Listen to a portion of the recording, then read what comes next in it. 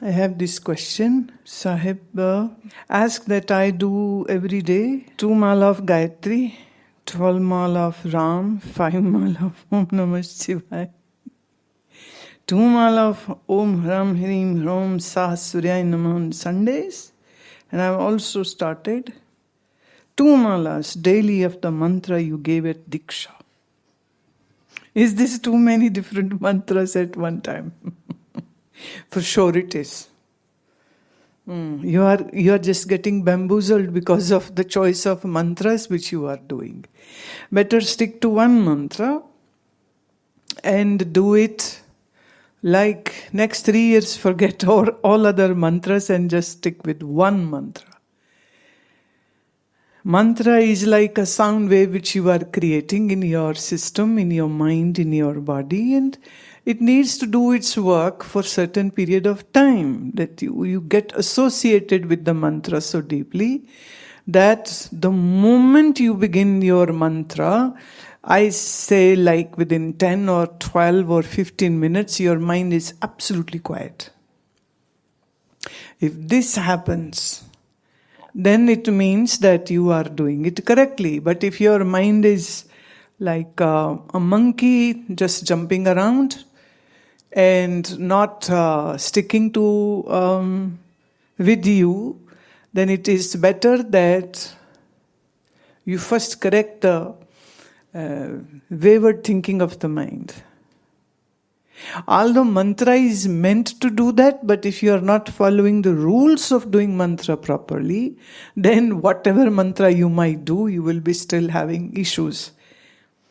So, the approach should be that you do the mantra in such a way, first you stabilize your physical body, your posture. Then comes that you deepen up your breathing. Then comes your resolve that I wish to do mantra. And it should be your 100% resolve. It's not like a lukewarm, I do want to do, but I also want to watch a cricket match. But I also want to go out and eat, but I also want to do shopping, or I also want to do this. And if you have so many strings pulling on your mind, and if you will sit with this kind of state of the mind, doesn't matter which mantra you do, you will be unable to strike a good rapport with that mantra. Mantra should be like an ocean in which your mind just dissolves. Mind and mantra should become one. And there is a certain frequency of every mantra. So you should be following one mantra at one time. Do it at least what the great rishis have said, that the mantra becomes very tangible for you. That the hidden energies are all a reason. And one of the very peculiar symptom or attribute which your mind will have is that the moment you do that mantra, your mind is not ready to think about anything or go anywhere or do anything else. And it just sinks into this ocean of the mantra. If this is not happening, and you are just switching from one mantra to another, to another, to another, it's like digging 1 feet of ground at one place, then another spot is chosen, then you dig another 2 feet, then you move to another, then another, and then you wonder, why can't I find water? Say if the water is at 150 or 200 feet down below the ground, then you need to dig at one place only to finally get that reservoir of water. But if you are just digging different pits at different places, you will not get to the source of the water. So it becomes very important that you do one mantra at one time and you go very deep into this mantra, and this mantra and mind becomes one. It's like, when a footballer is playing football, they sometimes get injured because a lot of pushing, pulling, throwing, and their body is being kicked by other footballers. And the teams are sometimes, crashing up with one another. And so they have maybe a small fracture has happened or something else has happened. But the drive to play the football match is so strong that they hardly feel any pain and they keep on playing until they drop down. They just keep on playing.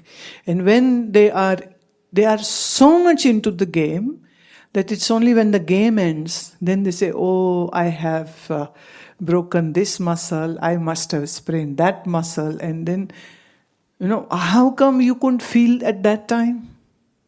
It's like when the army, they are waging a war against an intruder on the border. And sometimes, they get injured, the army personnel get injured. But I have heard stories of so many army personnel that they got injured, they got bullet shot, and yet they kept on fighting, and yet they kept on pulling their rifles and bombarding, and even hand-to-hand combat happened while the person was shot. This means what?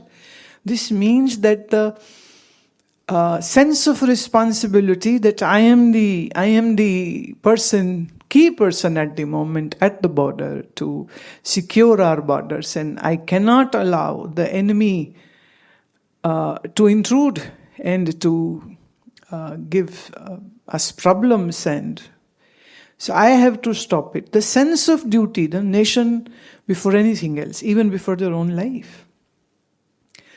So they have killed the intruders, they have grounded the intruder, and then sometimes they fall, and then their teammate from their Paltan will come and carry that person. And they wonder that how could you do this? You were shot, and yet you were fighting. How come? How did that happen? Sense of duty.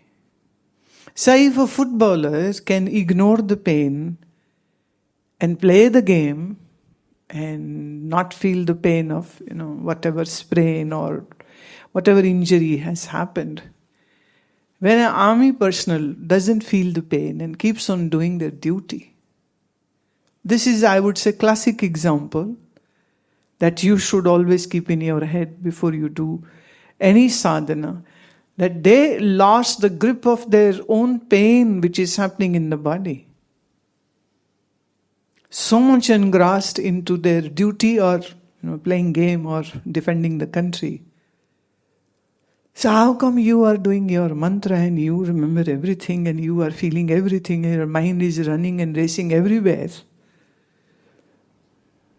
That's not the right approach. If your mind is flying off to various directions and you have mala in your hand, that just shows that you don't have the sincerity or the discipline or the resolve or the dedication which is required.